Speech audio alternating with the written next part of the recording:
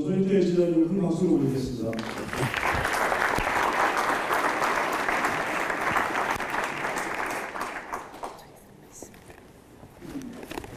네, 네, 안녕하세요. 잘 만드셨네요. 이거 제 메일로 좀 보내주세요. 왜 딴 데 가면 이런 거 안 만들어주지? 여기 오니까 만들어주시네요.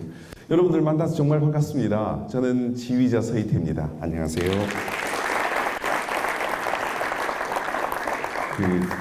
무대에 서는 사람들은 박수 받는 걸 굉장히 좋아하거든요. 그래서 수시로 제가 인사하면 이렇게 박수 쳐주시면 되는 겁니다. 감사합니다.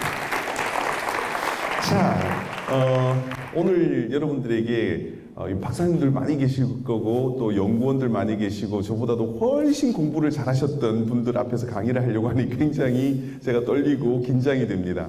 자, 고전음악 3인방의 음악과 삶 리더십을 얘기하기 전에 저는 항상 어디를 가나 우리 국민 모두는 클래식의 매니아라고 얘기를 하는 사람입니다. 왜냐하면 우리 모두는 정말 많은 클래식 음악들을 실제로 듣고 계십니다. 오늘도 들으셨을 거예요. 이런 음악을 들어보셨나요? 따라라라란 따라라라란 따라라라 잠시만 기다리시면 연결해 드리겠습니다. 통화 연결 음악. 이거 안 들어보신 분이 안 계실 겁니다. 매일 그것도 여러 차례 듣게 되는 이 통화 연결 음악. 이거를 안 들어보신 분은 분명히 안 계신데 문제는 이 곡의 제목을 정확하게 아는 분이 계시느냐는 겁니다. 아까 정답을 맞추신 분에게 한번 먼저 여쭤볼게요. 어디 계십니까? 뒤로 안 돌아봐서 누군지 몰라요. 누구셨죠?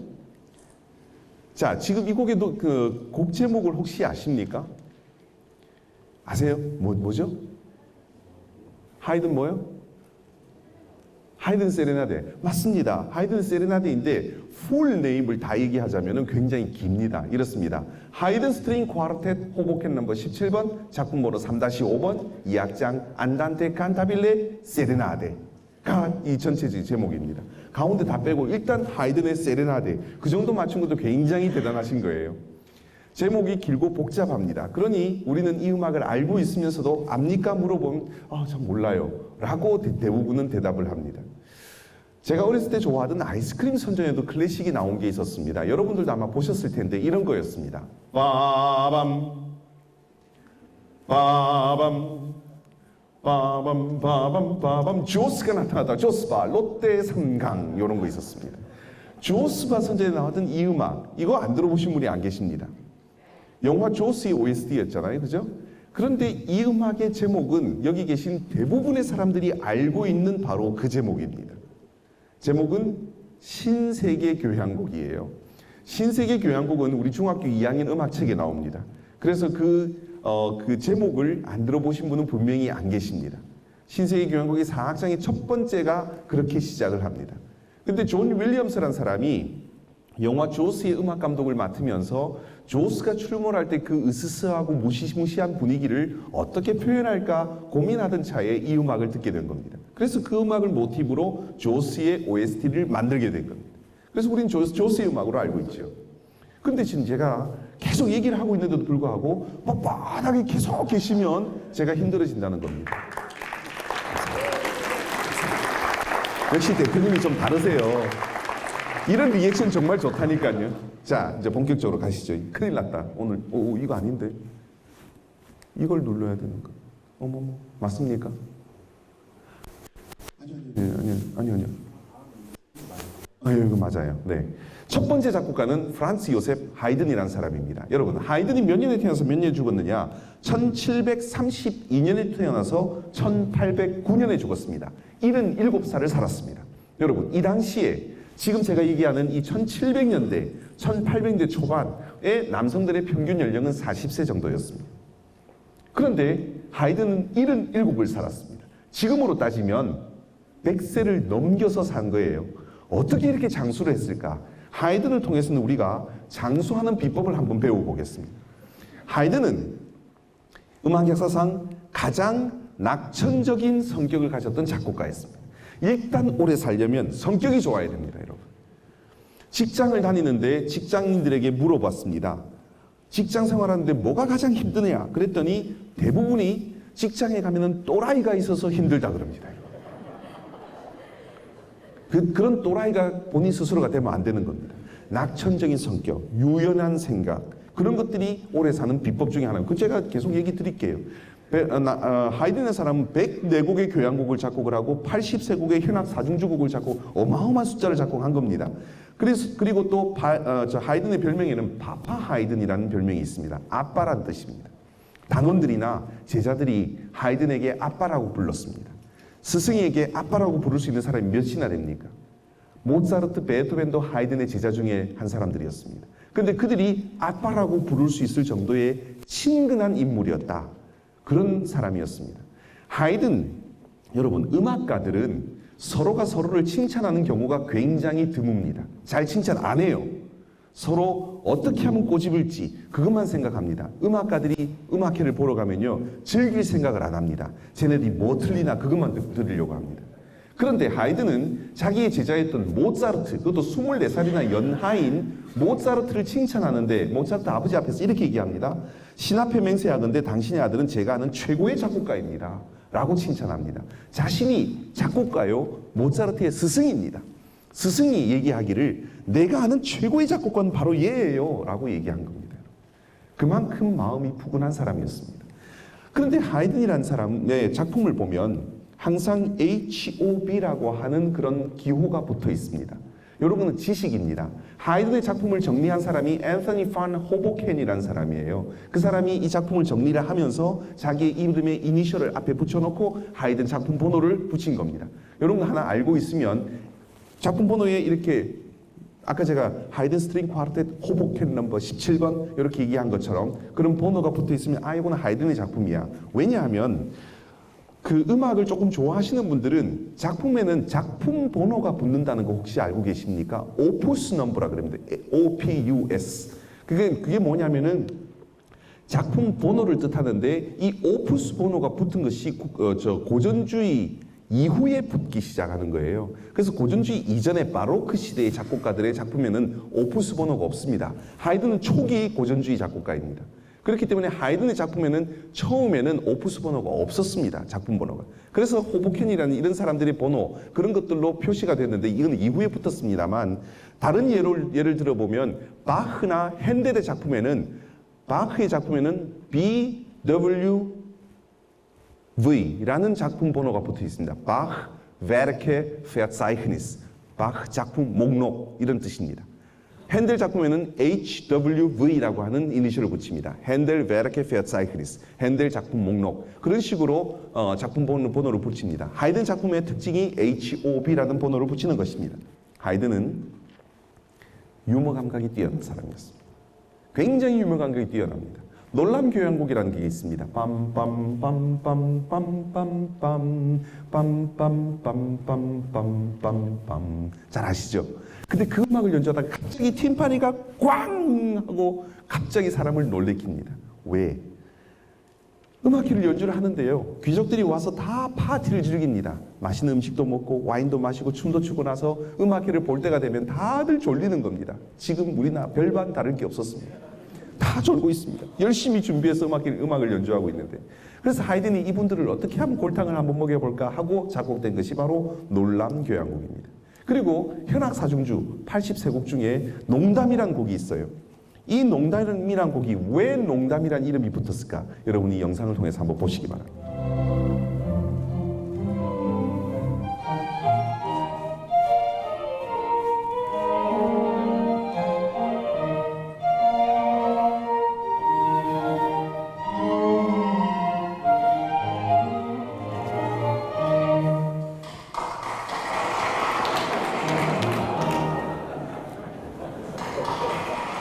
이제 끝난 겁니다. 여러분 생각해 보세요. 새로이 작곡된 곡을 그 곡이 언제 끝났는지는 작곡자와 연주자밖에 모르는 거 아니겠습니까? 그런데 우리나라에는요 음악회를 가면은 안다족들이 굉장히 많아요. 요즘 들어서 이렇게 음악회 가면은 악장과 악장 사이에 박수를 치지 말라고 안내 멘트도 하잖아요. 근데 박수를 모르고 또 치는 사람도 있습니다. 그러면 안다족들이 이럽니다. 무식하게 말이에요. 여러분 그런 거 아니에요. 음악은 즐기는 겁니다. 내가 느끼고 나에게 뭔가 임프레스를 주고 뭔가 내가 그걸 통해서 뭔가 행복해지기를 원하고 또 내가 슬플 때는 차라리 그냥 한번 음악을 통해서 또 울어도 보고, 그거는 감정을 조절해 주는 게 음악인데요. 뭘 틀리나? 요거 그래 음정 뭐 틀렸지? 요것들 봐라. 이거 아니에요. 우리나라에는 대부분 다 이 재판관들밖에 없는 것 같아요. 음악회를 하고 있으면. 그리고 안다족들 다 필요 없습니다. 중간에 박수 치는 거 잘못된 거 아닙니다, 여러분. 후르트 뱅글러라는 사람이 있었어요. 바로 베를린 필하모니 오케스트라의 종신 지휘자였던 헤르베르트 폰 카라얀 아시죠? 그 카라얀은 1745년부터 1789년까지 44년 동안 베를린 필하모니에 지휘를 했습니다. 그 바로 직전의 지휘자가 후르트 뱅글러입니다. 이 후르트 뱅글러가 그런 얘기를 한 겁니다. 악장과 악장 사이에도 음악은 연속되고 있다. 그래서 박수를 치지 말아 주십시오 라고 부탁을 한 것이 전통이 되어서 지금 이 시대에 와서는 그게 아예 법처럼 되어 있는데요. 과거에 하이든이나 모차르트는 악장 사이에 박수가 안 나오면 자기가 일어나서 인사까지 했다고 합니다. 그게 법이 아니에요, 여러분. 지금 이 시대에 그렇게 하는 것이 서로를 위해서 좋겠다, 그런 어떤 모원의 약속이지, 그런 거 했다고 해서 노려볼 일이 아니란 말입니다. 그러니까 언제 박수 칠지는 아무도 모르는 겁니다. 관객들이 박수를 칩니다. 그런 모습들을 잘 유심히 봤다가 자기의 작품 속에 녹여낼 줄 아는 그런 지혜, 유머러스 감각을 갖고 있었던 사람이 바로 하이든입니다. 여러분, 하이든처럼 살면은 그렇게 장수하는 겁니다. 첫 번째는 낙천적으로 사는 것, 두 번째는 지혜롭게 사는 것, 세 번째는 지조 있게 사는 것, 네 번째는 유머 감각을 갖고 살면 여러분들도 오래 장수하십니다. 거기다가 붙여서 한 가지 더, 악처를 만나시면 더 오래 삽니다.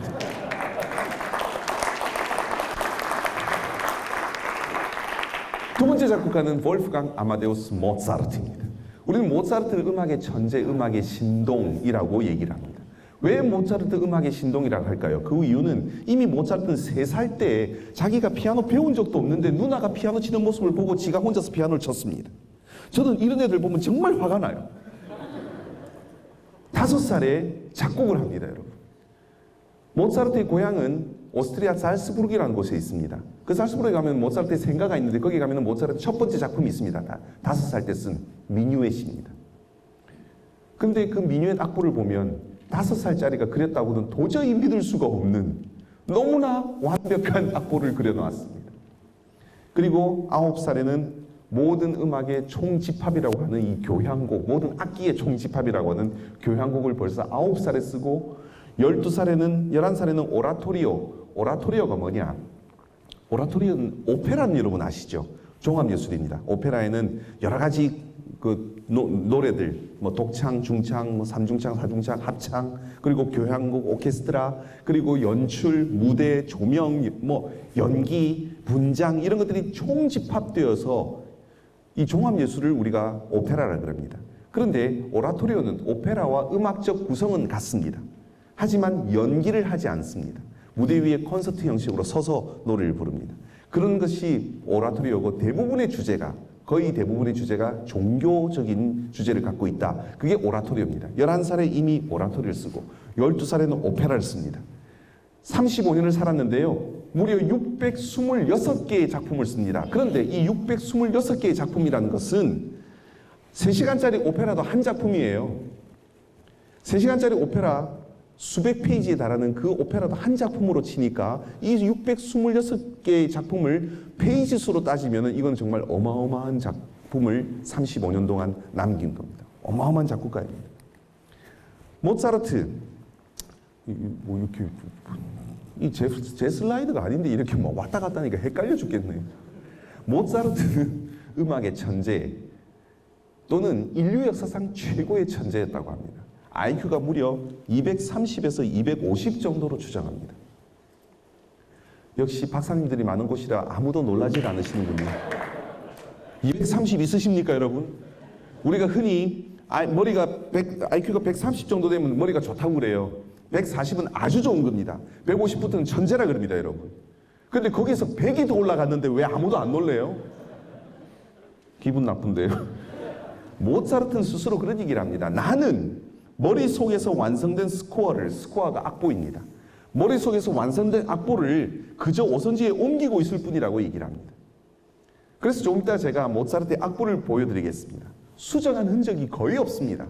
완성된 걸 그냥 그리고 있으니까 여러분 수정할 이유가 없잖아요. 모차르트의 천재성을 우리가 느낄 수 있는 한 가지 예가 있습니다. 모차르트가 14살 되던 해에 모차르트는 아버지와 함께 이탈리아로 연주 여행을 떠납니다. 이탈리아 로마에 가면 바티칸이 있습니다. 그 바티칸 안에는 아주 아름다운 성당이 하나 있는데 바로 성 시스티나 성당입니다.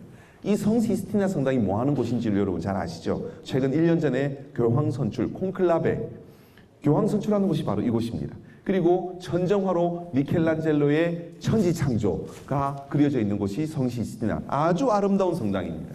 이 성당을 방문했는데 문을 열고 들어갔는데 마침 그곳에서 한 합창곡을 듣게 됩니다. 미사곡을 하나를 들어요. 그 미사곡의 이름이 알레그리라는 사람이 작곡한 미세레레 메이라는 곡인데요. 이 곡에는 이런 단서가 붙어 있습니다. 이 곡의 악보를 유출하는 자는 파문에 처하노라. 그래서 유일하게 그 성 시스티나 성당 안에서만 연주할 수 있는 그런 곡이었습니다. 과거엔 그런 곡들이 꽤나 있었습니다. 왕실에서 연주되는 곡은 밖으로 못 나가게 했었습니다. 또 성당에도 그런 곡들이 꽤나 있었어요. 바티칸 안에서만 연주할 수 있는 곡, 밖으로 절대 유출하지 못한다. 이런 단서들이 있었는데 그만큼 아름다운 곡이라는 얘기입니다. 이 곡은 10분짜리 2부 합창곡인데 9개 성부로 되어 있었습니다. 우리가 흔히 합창이라고 하면 4개 성부, 소프라노, 엘토, 테너, 베이스 4개 성부인데 9개 성부의 2부 합창곡이고 곡 길이가 10분짜리예요. 근데 이 곡을 모차르트가 한 번 듣고 집에 가서 그걸 그대로 악보에 필사했다고 합니다.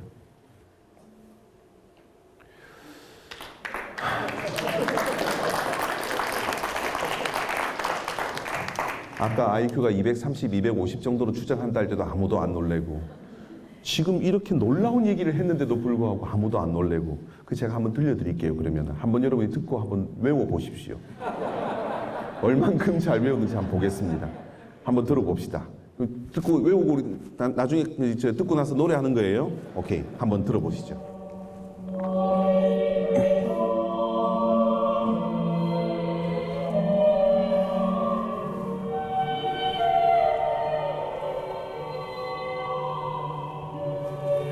네, 그 10분 동안 다 들으면 여러분 외우기 힘드니까 여기까지만 듣겠습니다. 자, 다 외우셨죠? 아까 아무도 안 놀랬잖아요. 자, 외웠으니까 한번 노래를 불러보겠습니다. 자, 시작! 이게 여러분 말이 그런 거죠. 이게 말이 안 되는 일입니다. 그런데 모차르트의 머리는 그랬습니다. 저는 그렇습니다. 이렇게 통화를 하다가 친구가 다른 친구의 전화번호를 물어요. 그러면 찾아서 외웁니다. 한 서너 번 정도 읽으면서 외웁니다.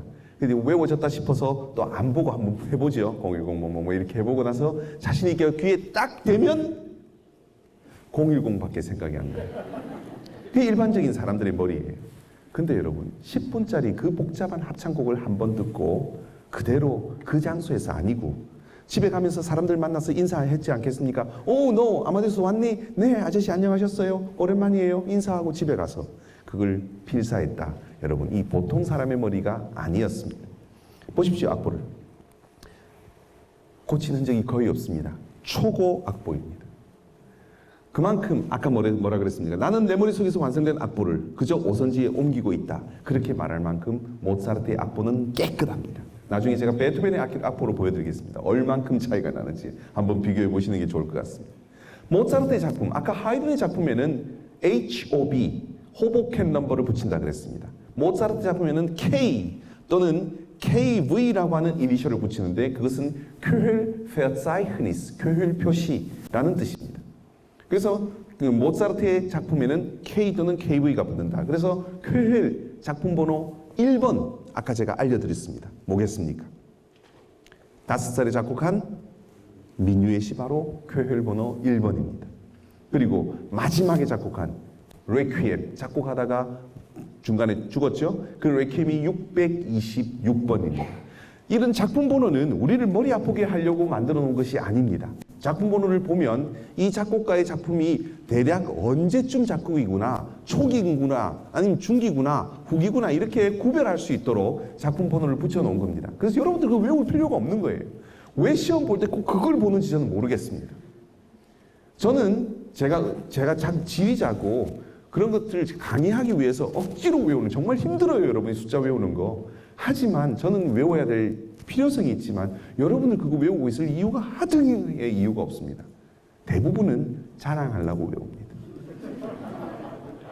자랑할 필요에 뭘 그렇게 자랑하려고 그러세요? 저는 자랑하는 거 별로 안 좋아합니다. 여러분, 자랑하려고 외우지 말고 그냥 이런 작품들이 있구나. 아, 그래. 모차르트는 저런 작품이 있었어. 그래, 좋았다. 뭐 그 정도 생각하시면 되겠습니다. 모차르트 작품도 우리가 한번 들어보시죠. 몇 가지 제가 작품을 짧게 편집을 해놨는데 이 곡을 들으시면서 거기 보면은 쾌혈 번호가 나옵니다. 번호를 보시면은 이게 언제적 작품이구나 대충 아마 감이 오실 겁니다. 한번 보시죠. 쇼생크 탈출이라고 하는 영화가 있었습니다. 제수들이 밖에서 이렇게 멍하게 시간을 보내고 있는데 어느 순간 갑자기 스피커를 통해서 모차르트의 피가로의 결에 나오는 편지 중창이 들려옵니다. 제수들이 멍하니 그 소리 나는 곳으로 바라보고 있는 그 장면은 정말 이 영화에서 가장 명장면이 아니었는가 싶습니다. 이런 부분에 음악이 사용되는 거예요.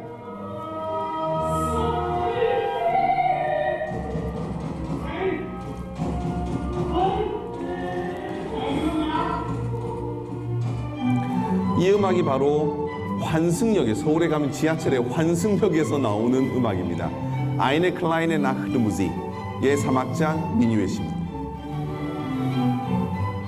쾌혈 번호가 525번. 이미 후기 작품에 속하는 거예요. 아까 그 피가로의 결혼도 후기 작품에 속합니다. 모차르트의 50곡의 교향곡 중에 아마 가장 유명한 곡이 40번 이 곡이 아닐까 싶은데 1악장. 많은 분들이 이 멜로디는 어디선가는 들어보셨을 겁니다. 무조건 우리가 이 음악을 내가 이게 모차르트의 교향곡 40번 뭐 이런 걸 그 작품 번호를 이름을 모르니까 그거 연관이 잘 안 되니까 모른다고 생각하시지만 사실 우리 귀에는 굉장히 낯이 익은 그런 곡이죠.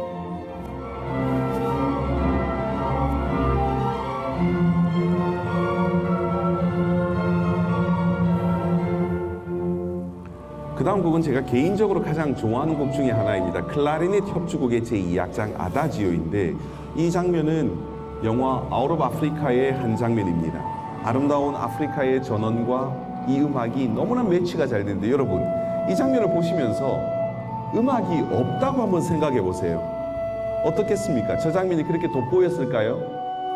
그렇게 음악과 영상과 미술이 모든 것들이 융합되고 복합되었을 때 최고의 시너지가 나는 겁니다. 저는 과학자들에게도 그게 필요하다고 생각합니다.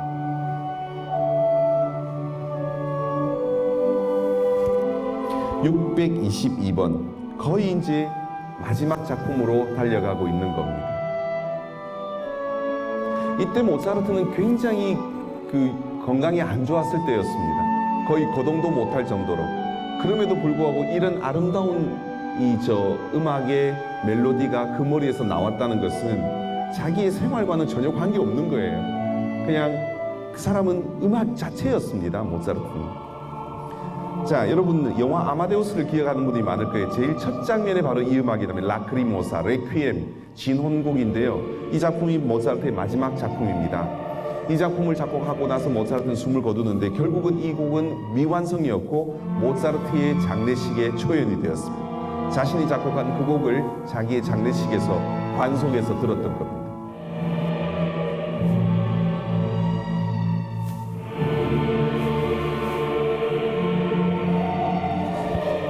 네, 넘어갈까요?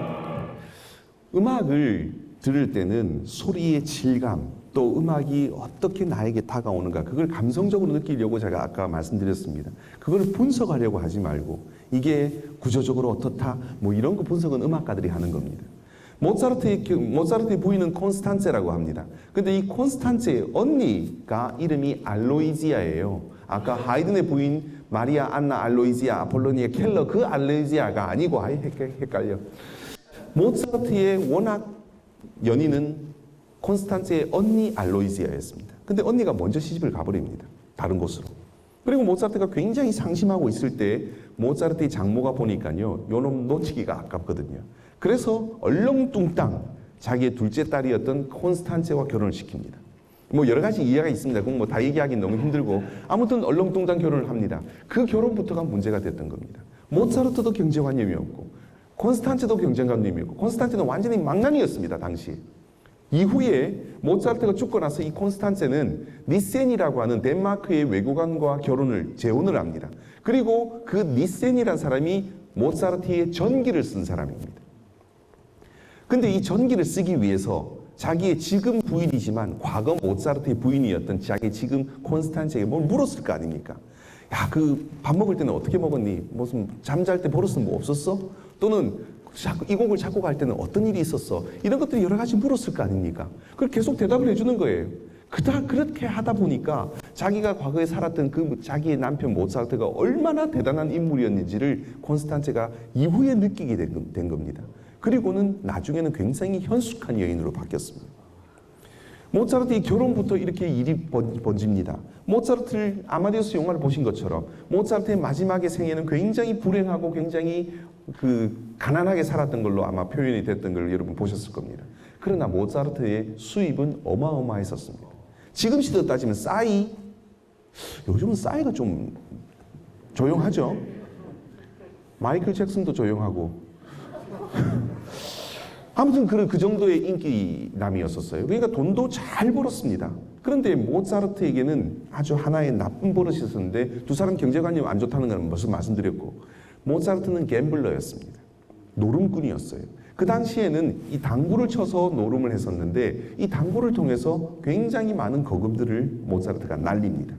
세 번째 이유는 모차르트는 프리메이슨이라고 하는 종교 조직, 그 조직으로부터 후원을 받아서 성공한 케이스가 됩니다. 국제적인 성공을 이루었던 모차르트가 무슨 돈이 있어서 이탈리아로 막 연주여행을 다녔겠습니까? 그 뒤에는 프리메이슨이 있었던 겁니다. 여러분 모차르트의 3대 오페라라 그러면 피가로의 결혼, 돈조반니 그리고 마술피리. 돈조반니, 돈을 줘봤니 아니고 돈 줘봤니. 마술피리. 이 마술피리에 나오는 의식 장면이 있습니다. 그 의식이 바로 프리메이슨의 의식을 그대로 갖다 놓은 겁니다. 여기 보면 프리메이슨들이 이렇게 꽃갈 모자 쓰고 다니잖아요. 그죠? 그걸 그대로 쓰고 나옵니다. 그렇게 해서 모차르트가 성공을 하게 되는데 이후에 어떤 약속을 하게 되냐면 내가 국제적인 성공을 하게 되면 내가 프리메이슨에 큰 헌금을 하겠다. 그래서 그 약정을 한 겁니다. 그 약정 때문에 모차르트의 많은 수입이 프리메이슨으로 들어가게 됩니다. 그러니 돈이 없었던 겁니다. 불행하게 된 거예요. 모차르트가 죽었습니다. 1791년 12월 5일.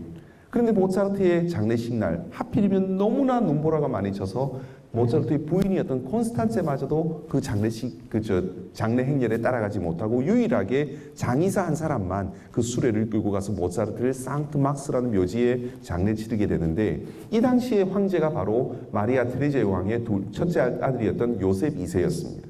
여러분 비엔나에 가보신 분들이 꽤 있을 거예요. 비엔나 가면 아주 유명한 곳을 꼭 방문하는 곳이 있습니다. 바로 쉔부른 궁전. 가보신 분들은 다 가봤을 겁니다. 쉔부른 아주 아름다운 궁전이에요. 그런데 이 궁전을 들어가면 정문을 통해서 마당을 정문을 통해서 들어가면 한 100m도 안 걸어서 바로 궁전이 있습니다. 여러분. 뜰이 조그매요. 그러니까 무엇을 말하고 있느냐? 합스부르크 왕족은 우리는 소박한다. 국민 여러분들 당신들도 소박하게 살아주십시오. 라는 정치를 폈던 겁니다. 요셉 2세가. 그래서 그 궁전도 그렇게 지은 거예요. 뜰을 조그맣게 해놓고. 근데 여러분 그 궁전 뜰을 지나서 궁전을 지나가 보면 뒤에는 어마어마한 화려한 정원이 나옵니다. 겉으로는 소박함을 내세웠지만 속으로는 진리를 다 챙겼던 사람이 바로 합스부르크 왕족이었습니다.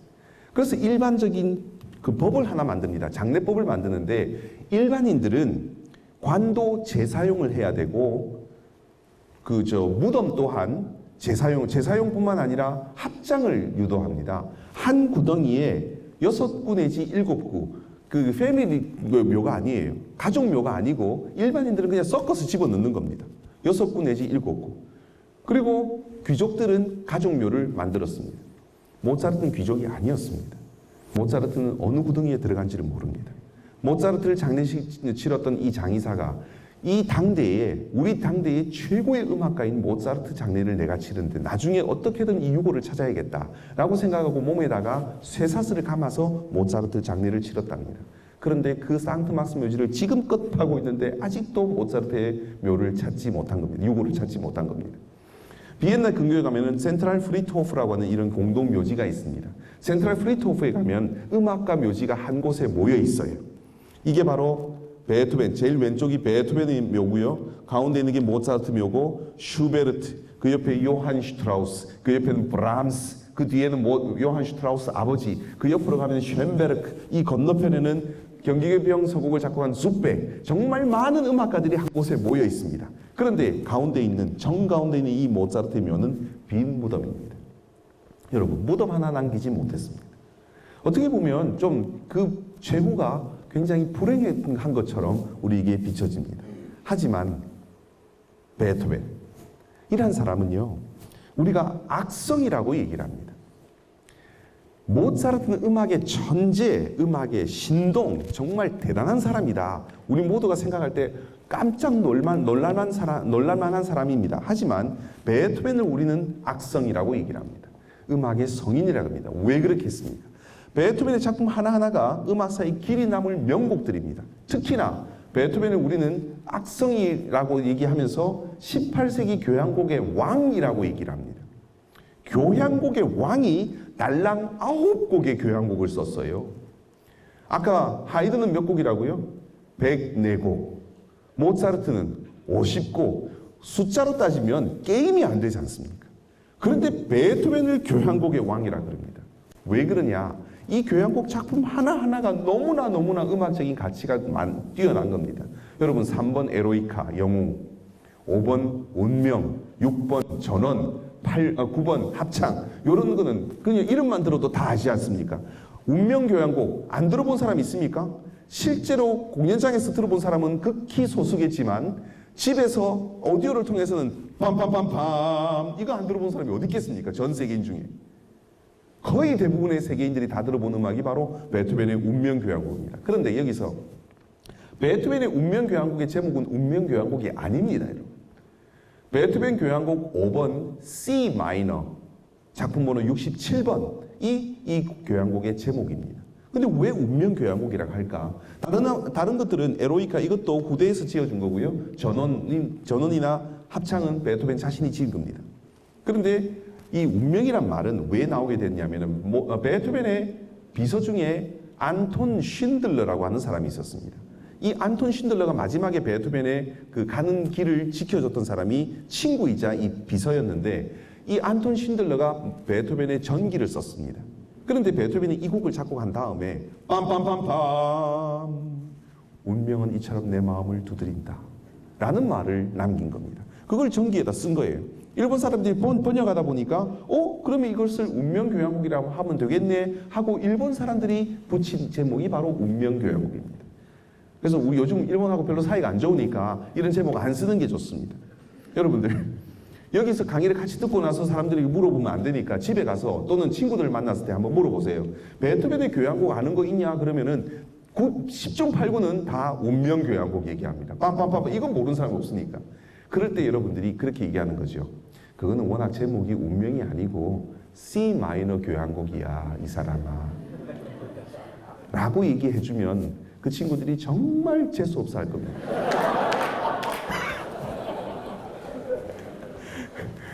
그러나 여러분, 정확한 제목을 알 필요는 있지 않습니까? 베토벤 교향곡 5번 C 마이너, 다단조 교향곡. 한번 해볼까요? 베토벤 교향곡 5번 C 마이너. 박사님들 맞으세요? 베토벤 교향곡 5번 C 마이너. 그게 원제목입니다. 이런 거 하나 정도는 딱 외우고 있으면 써먹을 때가 꼭 있을 거예요, 여러분. 꼭 외워놓으시기 바랍니다. 그리고 베토벤은 음악 역사상 최초의 프리랜서 음악가였습니다. 프리랜서, 쉽게 말해서 자기 연주를 통해서 돈을 벌었던 최초의 사람입니다. 이전의 작곡가들을, 이전의 음악가들은 대부분 다 교회나 아니면 귀족이나 아니면 왕족들로부터 후원을 받아서 활동을 했었습니다. 하지만 베토벤은 최초의 프리랜서 음악가였습니다. 베토벤의 이야기를 이제 좀 더 깊이 들어가 보시죠. 이게 슬라이드가 잘못됐어요.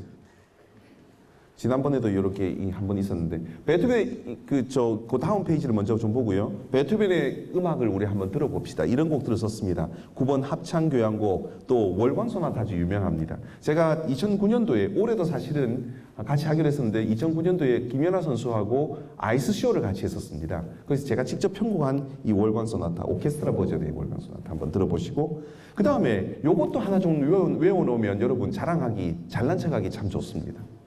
우리가 일반적으로 협주곡, 그 뒤에 웃고 계시는 소리였었어요. 이렇게 아닌가요? 뒤에 우리가 협주곡이라 하면 콘체르토라고 하잖아요. 콘체르토. 어원이 경쟁하다는 뜻입니다.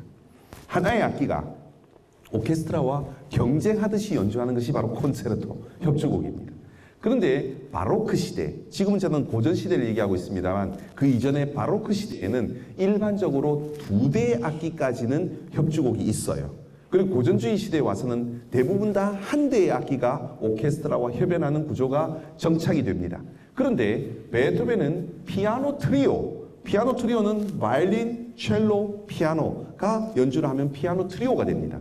피아노 3중주. 피아노 3중주가 오케스트라와 협연하는 아주 독특한 구조의 음악을 하나를 만들게 됩니다. 이거 이름이 트리플 콘체르토입니다. 트리플 콘체르토. 아까 제가 그랬잖아요. 베토벤 음악 아는 거 뭐 있냐 그러면은 대부분 사람들은 운명교향곡 정도는 알지 그렇게 얘기하면은 나는 그 트리플 콘체르토 그거 괜찮던데 라고 하면 여전히 재수없어 하실 겁니다. 이런 음악들까지 한번 잠시 들어보시겠습니다.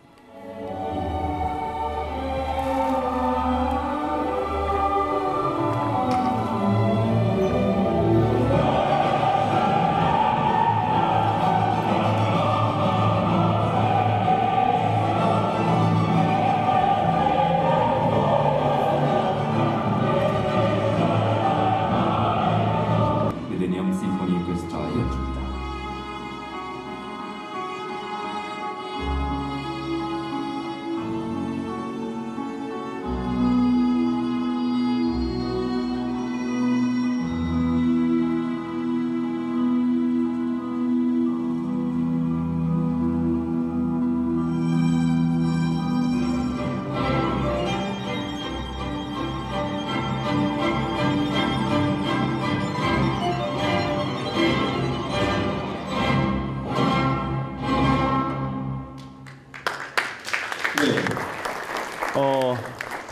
베토벤을 악성이라고 하는 이유가 뭘까? 그런 궁금증이 있을 수가 있습니다. 바로 베토벤 이 시대에 와서 지금 모습의 교향곡의 구조가 완성이 되었습니다. 모차르트나 하이든 시대만 하더라도 특히나 하이든 때는요 트롬본이라는 악기가 없었습니다, 여러분. 트럼펫도 후기 모차르트에 와서 겨우 트럼펫이 생기고요. 호른이라고 하는 악기 있잖아요. 둥글둥글 감겨있는 호른. 그 악기만 거의 금관악기 있었습니다. 그러니까 호른과 팀파니가 거의 트럼펫과 트롬본의 역할까지 다 해야 됐기 때문에 그 당시에는 금관악기 숫자도 적었습니다. 편성도 지금의 편성이 아니었습니다. 베토벤 시대에 와서 드디어 2대의 플룻, 2대의 오보에, 2대의 클라리넷, 2대의 바스, 오케스트라 규모를 얘기할 때 관편성이라고 얘기를 하는데 그 이관편성의 모습이 확립된 것이 바로 베토벤입니다. 그래서 베토벤을 교향곡의 왕, 악성 이렇게 얘기하는 겁니다. 이 베토벤이라는 사람의 악보를 한번 보십시오, 여러분. 아까 우리가 봤던 모차르트의 악보와 사뭇 차이가 많이 납니다. 무슨 말이겠습니까, 여러분? 베토벤은 모차르트 같은 천재가 아니었다는 얘기입니다. 이게 어디가 음표고 어디가 오선지고 어디가 제대로 된 건지 하나도 알 수 없을 만큼 정말 이게 아주 지저분한 악보를 우리가 볼 수 있습니다. 베토벤의 작품을 한번 쭉 훑어보겠습니다. 베토벤은 비창, 월광, 열정 등 32개의 피아노 소나타, 황제를 비롯한 5개의 피아노 협주곡, 봄을 비롯한 바이올린 소나타, 그리고 피아노 3중주곡, 또 바이올린 협주곡도 있고 바이올린, 첼로, 피아노를 위한 이런 곡들. 여러분 특히나 많이 보이는 악기가 하나 있죠. 뭡니까? 피아노잖아요. 여러분 베토벤은 작곡가가 처음에는 아니었습니다. 베토벤은 피아니스트였습니다. 최초의 프리랜서 음악가, 피아노 쳐서 먹고 살았던 사람이었습니다. 베토벤은 모차르트보다 14살이 연하입니다. 어느 날 베토벤의 아버지가 밖에 나갔다 들어왔는데 베토벤의 아버지, 할아버지 둘 다 음악가였습니다. 아버지가 보니까 자기 아들 베토벤도 모차르트에 능가할 만한 천재처럼 보였던 겁니다. 그래서 그 3살짜리를 집에 감금을 시키고 피아노 연습을 시키기 시작합니다. 7살이 됐을 때 독주회를 열 만큼 베토벤은 대단한 피아니스트가 됩니다. 그런데 베토벤은 그 감금된 자기 방에서 감금되었다고 합니다. 그 안에서 용변도 해결하고 안에서 밥도 먹고 연습하고 밖에 나오지를 못했던 겁니다. 그렇게 해서 훌륭한 피아니스트는 됐지만 베토벤은 정신착란증과 폐쇄 공포증을 앓게 됩니다. 그 병이 죽을 때까지 56년을 살았던 베토벤에게 죽을 때까지 베토벤을 괴롭힌 그런 지병이 됩니다.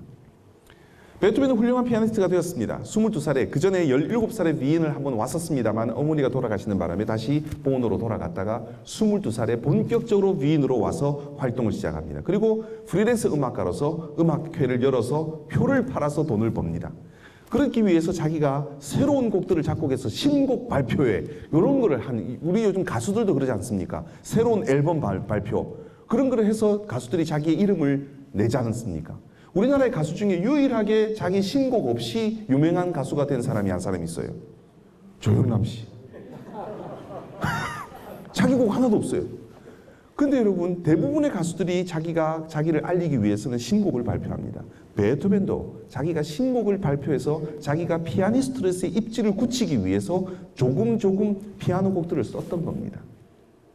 그러다가 26살이 되는 해에 갑자기 귀가 안 들리는 겁니다.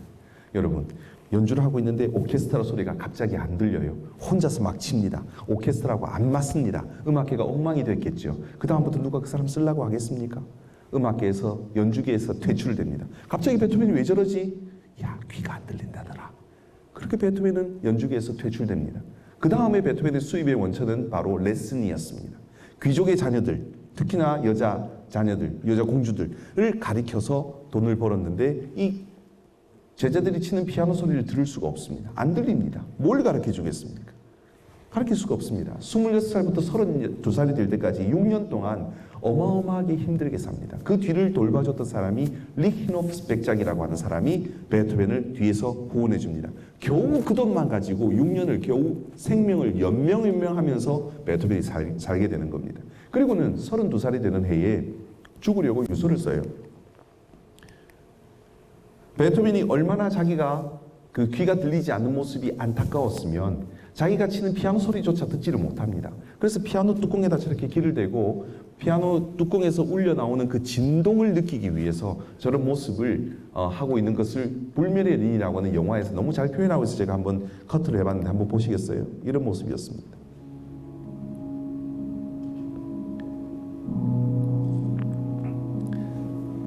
훌륭한 한 명의 피아니스트가 자기가 치는 피아노 소리마저 듣지 못했던 그런 안타까운 모습입니다.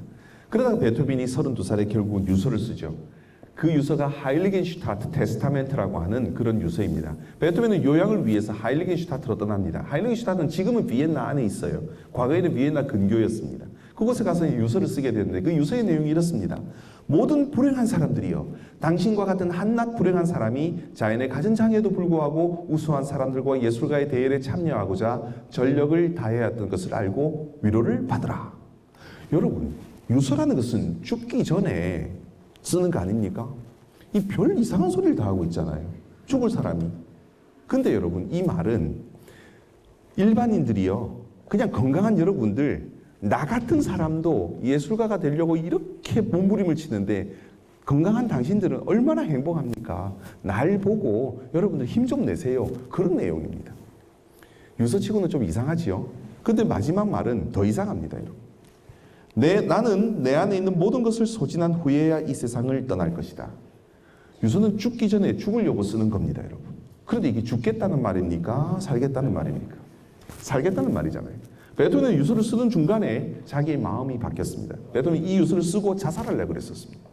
근데 이 유서를 쓰면서 자기가 나는 내 속에 내 안에 있는 모든 것을 소진한 후에야 이 세상을 떠날 것이다. 그런 말을 하고 베토벤은 자기의 직업을 바꿔버립니다. 뭘로? 작곡가로. 여러분, 베토벤은 9곡의 교향곡을 썼다 그랬습니다. 베토벤이 그 9곡 중에 8곡을 귀가 먹은 상태에서 썼습니다. 그 유명한 황제 피아노 협주곡, 베토벤을 알려줬던 그 유명한 곡들은 다 베토벤이 거의 다 베토벤이 귀가 먹은 다음에 쓰게 된 겁니다. 만약에 여러분 한번 우리가 가정을 해보겠습니다. 베토벤이 당대의 최고의 피아니스트였어요. 그런데 이 베토벤에게 귀가 먹는 일이 안 벌어졌다면 베토벤 지금 기억하는 사람이 혹시라도 있을까요? 분명히 없습니다. 여러분 300년 전에 피아니스트 생각 기억나는 사람 있습니까? 문헌을 통해서도 전해 내려오는 게 없습니다. 왜냐? 지금은 레코딩이 있습니다. 파바로티는 이미 돌아가셨지만 파바로티 레코딩을 통해서 파바로티를 못 본 사람들도 파바로티라는 사람은 알아요. 하지만 이 당시에는 레코딩이 없습니다. 그야말로 현장 예술입니다. 피아니스트는 연주가 끝나고 나면 그 사람을 기억하는 사람, 피아니스트는 죽고 나면 그 사람의 연주를 기억하는 사람은 거의 없습니다. 그리고 300년이 지났습니다. 여러분, 그러나 베토벤을 베토벤 되게 한 것, 베토벤을 지금 이 시대에 와서 기억하게 한 것은 베토벤에게 찾아온 불행이었습니다. 베토벤이 귀가 먹지 않았다면 작곡가가 되려는 마음을 갖지 않았을 겁니다. 그리고 그 베토벤을 교향곡의 왕을 만들어줬던 그 8곡의 교향곡은 분명히 나오지 않았을 겁니다. 베토벤이 귀가 먹었기 때문에 그렇게 자기의 혼신을 다해서 작곡가로 변신을 하고 결국은 그 작업을 통해서 베토벤이 악성이 되었던 겁니다. 우리 모두에게는 다 핸디캡이 있습니다. 저에게도 있고요. 저는 어떤 핸디캡이 있느냐? 저는 절대 음감이 없습니다, 여러분. 이런 거 공개하면 안 되는데. 절대 음감이 뭐냐? 이런 소리가 음정으로 들린대요. 어느 미친 사람들이. 저는 쿵 하고 들리거든요. 근데 많은 음악가들, 제 아들도 음악을 하는데 걔도 절대 음감입니다. 모든 소리들이 다 음정으로 들려요. 제가 지휘 공부를 했던 제 지휘 클래스에는 20명의 학생이 있었습니다. 근데 그 중에 18명이 절대 음감을 갖고 있었습니다. 2명만 상대 음감이라 그래요. 도레미파솔라시도 이렇게 도를 주면 도미도솔도라 뭐 이런 식으로 상대적으로 계산해서 음정을 듣는 그걸 상대 음감이라 그럽니다. 두 사람은 상대 음감, 18명 절대 음감. 절대 음감을 갖고 있으면 얼마나 편리할 줄 아십니까? 악보를 들고 있으면요, 이 음표가 음악이 되어서 귀에 싹 들려온답니다. 미치는 일이죠. 저희 친구들은 스코어만 들고 그 비엔나의 그 좋은 이 공원을 산책하면서 이렇게 악보를 보고 있어요. 그러면서 공부하는 거예요. 이런 나쁜 놈들이 어디 있습니까, 여러분? 근데 저하고 다른 친구 하나는 피아노 앞에 앉아가지고 그들보다 30배, 50배 많은 시간을 투자해서 겨우겨우 악보를 외웠습니다. 읽었습니다. 여러분, 그런데 그 많았던 친구들 중에 지금 지휘자로 활동하는 친구가 단 3명밖에 없습니다. 17명 다 어디 갔는지 몰라요, 여러분. 그런 좋은 재능만 가지고 음악가가 될 수 있다? 아니었던 것 같습니다. 우리 여러분 모두에게도 왜 저 사람은 갖고 있는데 나는 없지? 왜 모차르트는 저렇게 머리가 좋았는데 나는 그 머리가 없지? 그렇게 생각하는 사람들이 분명히 핸디캡으로 느끼는 사람들이 있을 겁니다. 그러나 여러분, 그 핸디캡을 통해서 그것을 자기의 장점으로 바꾸는 사람은 성공하는 사람이 되는 것이고, 그렇지 못하고 그 핸디캡에 눌려버린 사람은 결국은 실패하는 인생이 되지 않겠습니까? 베토벤이 그런 불행을 겪지 않았다면 베토벤을 지금 기억하는 사람은 분명히 없을 겁니다. 저에게 절대 음감이 있었으면 저는요, 지금 한번 자리에 앉으면 하루 종일 화장실만 갔다 오면요, 하루 종일 앉아서 저 글 쓰는 사람입니다. 어젯밤에 제가 제 책, 4번째 책이 나왔어요. 여러분, 이 강의화로 다니랴, 지휘하랴, 여러분, 방송도 나가랴, 좀 바쁘거든요. 근데 여러분, 저는 앉아서 작업하는 거에 대해서 이력이 나 있는 사람입니다. 왜냐? 그때 저한테 그게 생긴 거예요. 지구력이. 누구나 있을 수 있는 그 핸디캡을 어떻게 극복하느냐가 가장 저는 중요하다고 생각합니다. 여러분, 모차르트는 그 멋진 인생을 살았지만 결국은 모차르트의 장례식에는 아무도 따라가지 못했습니다. 장례 행리에는. 그러나 베토벤